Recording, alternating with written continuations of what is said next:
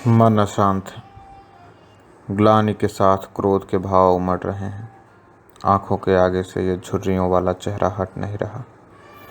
ये बेजान तस्वीर जिस बुजुर्ग महिला की है, उसका शरीर भी अब बेजान हो चुका है। इसके बावजूद ऐसा लग रहा है कि झुर्रियों वाली ये बुजुर्ग महिला इस समाज को, हम सब को कोस रही है। हम इस महिला को घेरे खड़े हैं और ये घूम घूम कर हमारे पाप गिनवा रही है। वहाँ बहुत सारे लोग हैं, लेकिन ये दादी मुझे घूर रही है। हर वाक्य के अंत में इसकी क्रोधित आंखें मुझे निशाना बना रही हैं।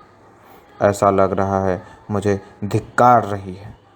भारतवर्ष की धरा जहाँ मातृदेवो भवः और पितृदेवो भवः के रट लगाए जाते रहे हैं, वहाँ एक बुजुर्ग माँ को आश्रय विहीन कर दिया गया। माँ को सड़कों पर छोड़ दिया गया, उस वक्त में जब उन्हें देखभाल की सबसे अधिक ज़रूरत थी।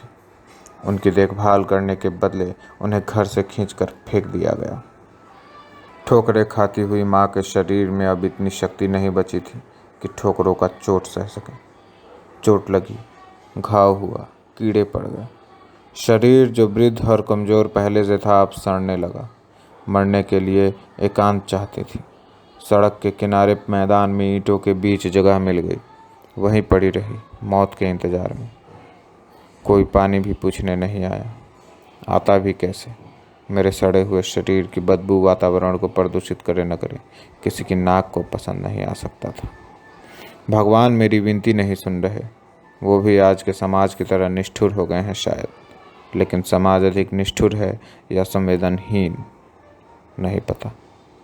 खैर, जो पता है वो यह कि अपने हिस्से का भुगतना सबको है।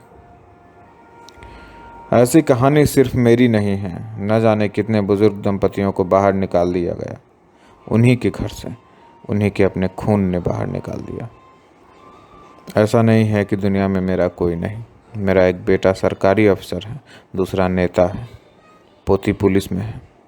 सब बड़े अधिकारी हैं, इसलिए मुझे रख न पाए, क्योंकि देखभाल करने के लिए इनके पास समय नहीं है। तो उन्होंने मुझे निकाल फेंका। न रहूँगी, न किसी को सेवा करने की आवश्यकता होगी। उन्हें मेरे रहने न रहने से फ़र्क नहीं पड़ता। जिनका जन्म मेरे उदर से हुआ है, जिनको मैंने जन्म नहीं दिया, वो आए और मुझे अस्पताल ले गए। ऐसा लगा शायद मेरे बच्चों को रहम आ गई हो। आंखें खुली तो भ्रम दूर हुआ। वे कोई संस्था वाले थे। हो हल्ला हुआ तो मेरा एक बेटा आया, मुझे ले गया। मैं नहीं जाना चाहती थी, लेकिन शरीर में इनकार करने लायक शक्ति ही नहीं बची। भगवान को याद किया कि अब तो दया करो प्रभु। प्रभु ने दया की। मेरे बेटे ने दबाव में आकर मेरे शरीर को घर लाया था। मेरी आत्मा प्रभु के घर चली गई बिना किसी दबाव के।